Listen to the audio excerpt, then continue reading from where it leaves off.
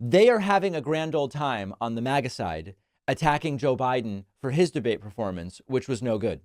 But I have not seen a single Republican able to honestly assess Trump's disastrous debate performance last night. Trump couldn't answer a single policy question. He lied in nearly every sentence. The fact checks were essentially an impossibility. Democrats have been objectively assessing the bad debate performance of Biden. On the other hand, MAGA-world is just pretending like there's nothing to see here as far as Trump's disastrous performance. Here they are opening the show this morning with a montage of Biden's bad moments. For what I've been able to do with the COVID, with dealing with everything we have to do with, look, if we finally beat Medicare. Thank you, President Biden. President Trump? Well, he's right. He did beat Medicare. He beat it to death. More Border Patrol and more asylum officers. President Trump?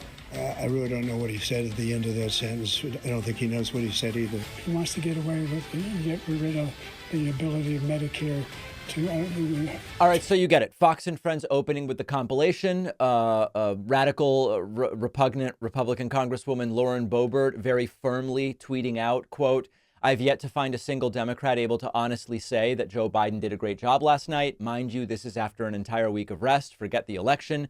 How is he even able to carry on as president?" Fox News' Sean Hannity arguing that this was the worst performance in history. Guys, in the history of modern televised presidential debates, I don't think America has ever seen anything like this.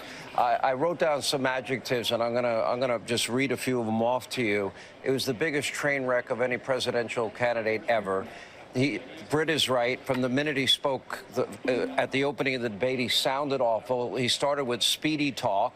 He looked terrible. Maybe the worst part of all of this is when he wasn't even speaking, he was staring out like an empty vessel, or vacant, to use Martha's words. He was incoherent.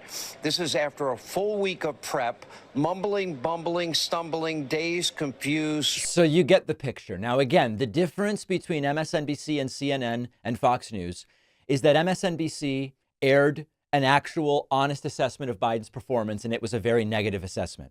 Fox News, on the other hand, will never air or fact check the constant lies and the obscenity and the distortion and the revisionist history that came from Trump. They get a victory lap now. They do.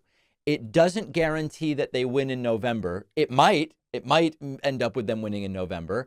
And for context, here is like a piece of a CNN fact check about Trump's lies, which, by the way, would have been useful during the debate, but it was negotiated that there would be no such fact check on screen. The Trump list, it is way, way longer. So deep breath. He said some Democratic states allow people to execute babies after birth, an egregious lie that is illegal in every state. He said everybody, even Democrats, wanted Roe v. Wade overturned. Roe was supported by 2/3 of Americans, even more Democrats. He said every legal scholar wanted Roe overturned, abortion returned to the states. Legal scholars have told me directly this is not true. He said the U.S. currently has the biggest budget deficit ever. No, that happened under Trump in 2020. He said the U.S. currently has a record trade deficit with China. That also happened under Trump in 2018. He said Biden personally gets a lot of money from China. Zero evidence of this. He said there were no terror attacks during his presidency. In fact, there were multiple attacks. He said Iran didn't fund Hamas, Hezbollah, other terror groups under his presidency. Iran, in fact, did. He said Biden wants to quadruple people's taxes. Okay, so this goes on and on and on and on. This is a reminder of the difficulty of fact-checking the fire hose of falsehood, the Gish Gallop, where you just spit out 10 lies a minute, and it takes a lot longer to fact-check that.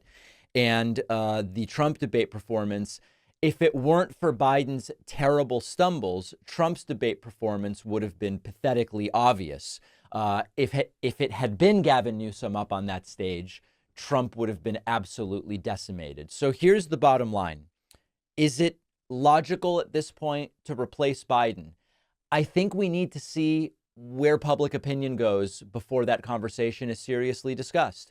Can you just forcibly replace Biden? I think Biden would have to be part of any such decision. But one thing I can assure you, if Biden were to be replaced and Trump continues performing this way against someone who has the rhetorical skills of a Gavin Newsom, things all of a sudden look way worse for Trump. So for Trump's sake, MAGA world should be hoping that Joe Biden is the guy that remains on the ticket if performances going forward are going to be similar to this. So that's where we are. And people writing to me, hundreds, our inbox has exploded. I put up a reaction video last night. It got nearly 1 million views in 12 hours. People are understandably saying, what now? What now? I think we never benefit from panic.